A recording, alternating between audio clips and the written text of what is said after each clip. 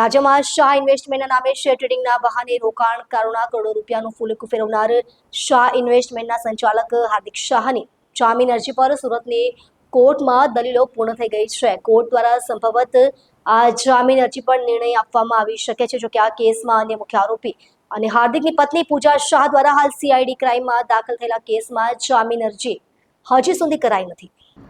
12% વળતરની લાલચ આપી કરોડોની છેતરપિંડી શાહ દંપતી પર આરોપ છે કે તેઓ સુરતના સિંગણપોર કોઝવે રોડ ઉપર સિલ્વર સ્ટોન આર્કેડમાં શાહ ઇન્વેસ્ટમેન્ટ નામની શેર ટ્રેડિંગ ઓફિસ ચલાવતા હતા. આ દંપતીએ રોકાણકારોને માત્ર 100 દિવસમાં 12 થી 15% જેટલા ઊંચા વળતરની લાલચ આપી હતી. ટૂંકા ગાળામાં વધુ રૂપિયાની નફાની લાલચમાં આવીને અનેક વેપારીઓ અને સામાન્ય લોકોએ હજારો લાખો રૂપિયાનું રોકાણ કર્યું હતું.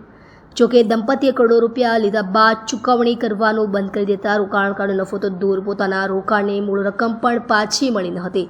આ દંપતીની સામે અનેક લોકો પાસેથી લાખો કરોડો રૂપિયા પડાવી લીધા હોવાનો આરોપ છે. હાલમાં બંને આરોપી જેલના સળિયા પાછળ છે. હાર્દિક શાહ તરફથી વકીલ વિરલ પંચાલે કોર્ટમાં દલીલ રજૂ કરી હતી. તેમણે જણાવ્યું હતું કે તેમના અસીલ હાર્દિક શાહનો આ સમગ્ર કેસમાં મુખ્ય રોલ નથી. તેઓ માત્ર પૂજા શાહના પતિ હોવાના કારણે તેમને આરોપી બનાવવામાં આવ્યા છે. વકીલે કોર્ટને જણાવ્યું હતું કે શરૂઆતમાં રોકાણકારને સમયસર પેમેન્ટ કરવામાં આવી રહ્યું હતું, પરંતુ વચ્ચે કેટલીક સમસ્યાઓ ઊભી થવાના કારણે પેમેન્ટમાં વિલંબ થયો હતો.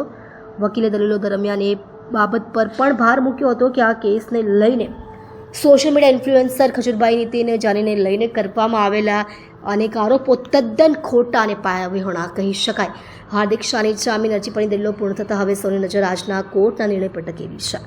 જે સાહેબ જે કિસ્સો છે એ બાબતે શેર બજારમાં રોકાણ કરવાની લાલચ આપી અને લોકોના નાણાં પડાય એક આરોપ સાથે શાહ ઇન્વેસ્ટમેન્ટ પર ફરિયાદ કરવામાં આવેલી છે, જેની અંદર પૂજાબેન શાહ જે શાહ ઇન્વેસ્ટમેન્ટના માલિક છે અને એમના પતિ એમને એની સાથે ફરિયાદમાં આરોપી તરીકે લેવામાં આવેલા છે.